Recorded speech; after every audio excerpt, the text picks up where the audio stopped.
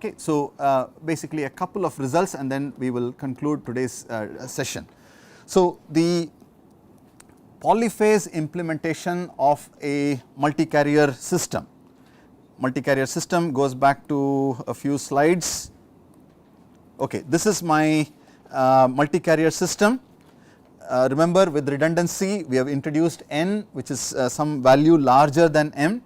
So I want to draw the redraw the equivalent diagram for us in the context that we are looking at. Okay, so first we start off with just representing the synthesis filters.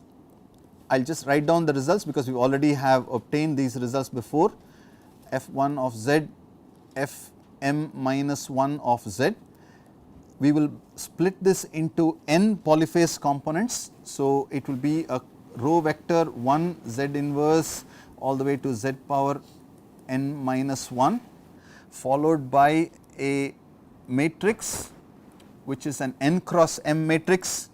I will not write down everything. This is G00 z power n, G10 Gm minus 1 comma 0, these are all z power n's, all the way to G0 comma m minus 1 z power n all the way here. Okay, this is the synthesis filters. The analysis filters, remember we needed it with the powers of z. So the definition that we have used before using the shifted versions, H0 to H m minus 1 of z. Did I use some other name? N minus 1, absolutely correct, thank you. Yeah, it is n minus 1. G n minus 1 comma 0, then I better write the last one also so that there is no confusion. This one should be G n minus 1 m minus 1 comma m minus 1 z raised to the power n.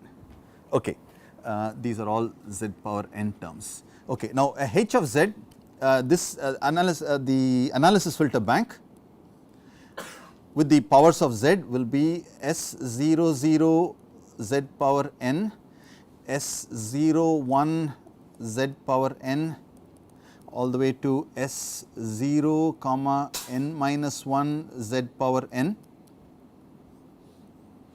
n polyphase components.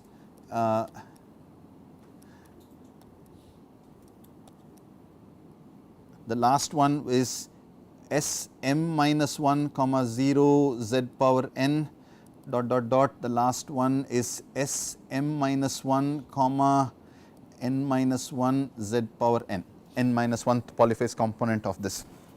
Okay, so basically we have obtained this one. Oh, I forgot the 1 z z squared z power n minus 1.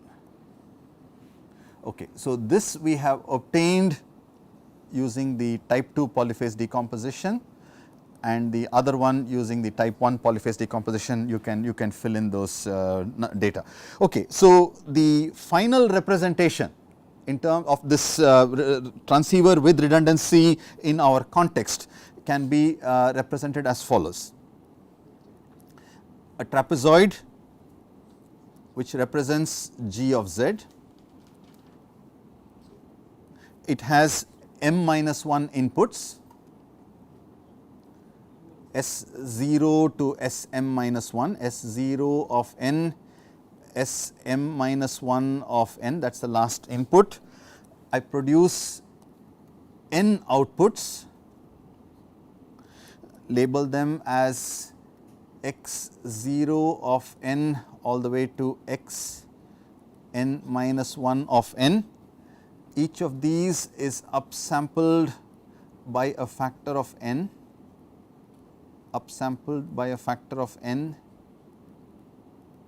maybe I should have just written it as parallel to serial conversion. Okay, all of these are added with a delay chain.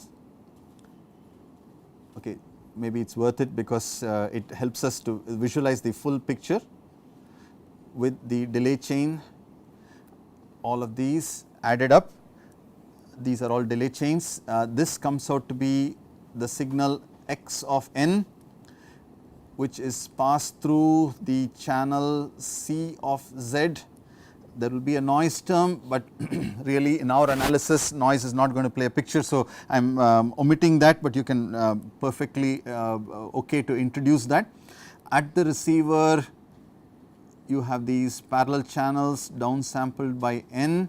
Notice it is an advance operator, Z downsampled by n such branches, downsampled by n.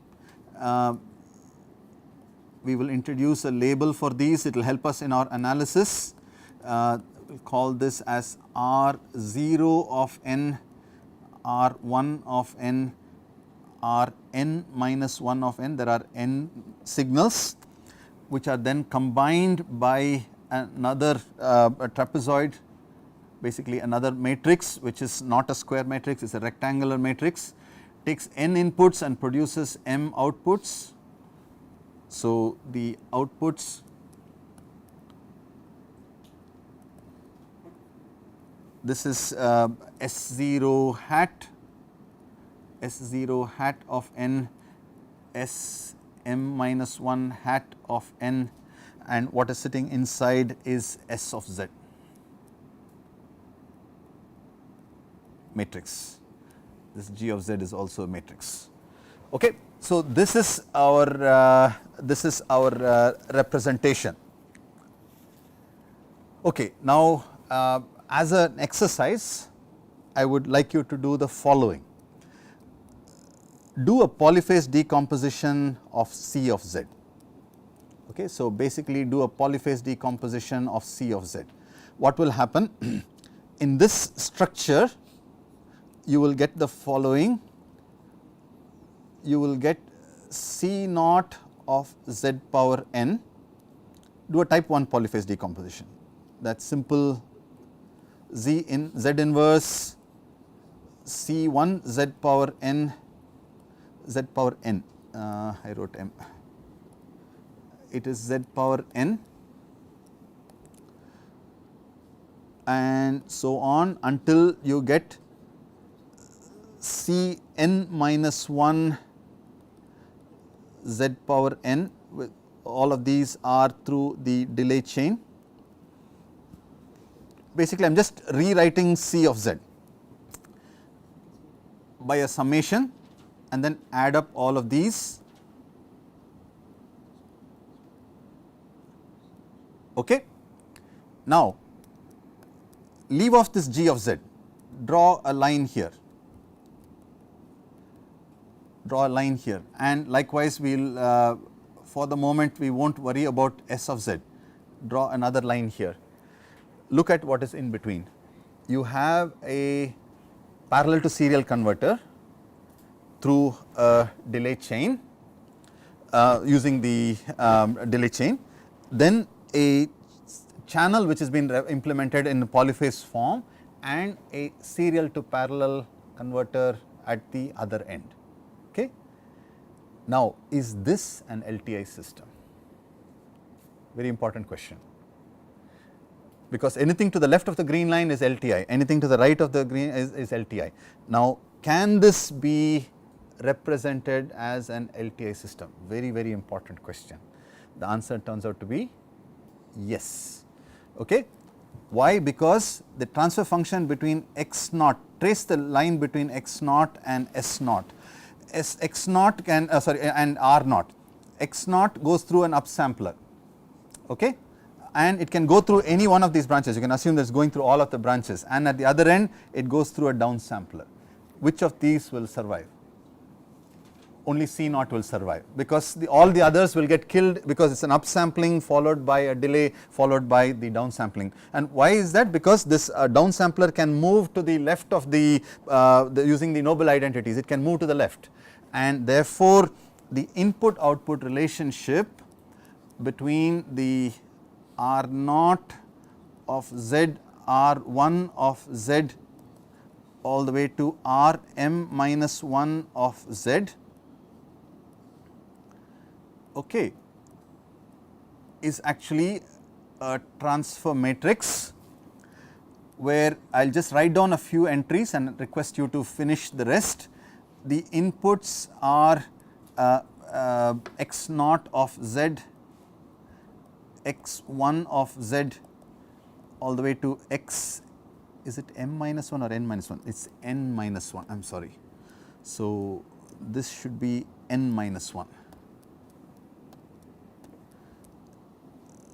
N minus 1, and here we will have x of n minus 1 of z. Okay. Between x naught and r naught, the transfer function turns out to be c naught of z. Why is it not c naught of z power n? Because the downsampler moved and you had the noble identities. Okay. Between x1 and r1, x1 and r1, x1 comes in with the upsampler followed by one delay unit, passes through c of z. So passes through you can pass through any of these branches, and at the other end r1 comes out with a one advance operator. So the z inverse and the z will cancel each other, leaving the transfer function to be only c naught, all the others would have gotten killed. So r1 to x1 to r1 is also c naught of z. Okay. Now just one more entry and then we will be done. Between x naught and r1, x naught goes in without any delay change, only the upsampler. r1 comes out with an advance operation. Which of these branches will survive? C1, only C1 survives. So basically this becomes C1. Okay. Now if you go in and complete the rest of this matrix, you will find that all the main diagonal elements are C naught of z. All the one lower diagonal, all of them are C1s, okay, and all the way up down here C1 of z. Then comes C2, C2 of z. Now any matrix that has got this is called a Toeplitz matrix. Okay. Now very interesting. What is the transfer function between r naught and x1 will basically be the second element here, right. So if you go ahead and fill out all of these entries, this last one will be Cn minus 1 of z. Okay. Now the important question is, what is the transfer function between x1 and r naught? x1 is basically enters through one delay element, can pass through any of these branches of c of z, and then r1 is the one with one advance operator, right? No, r naught. So there is no it has to just go through the downsampler. Okay. So there is a z inverse. If it goes through any of these branches, it will get killed because of the downsampling. The only branch that it can go through is the last one, because it will have z power minus n.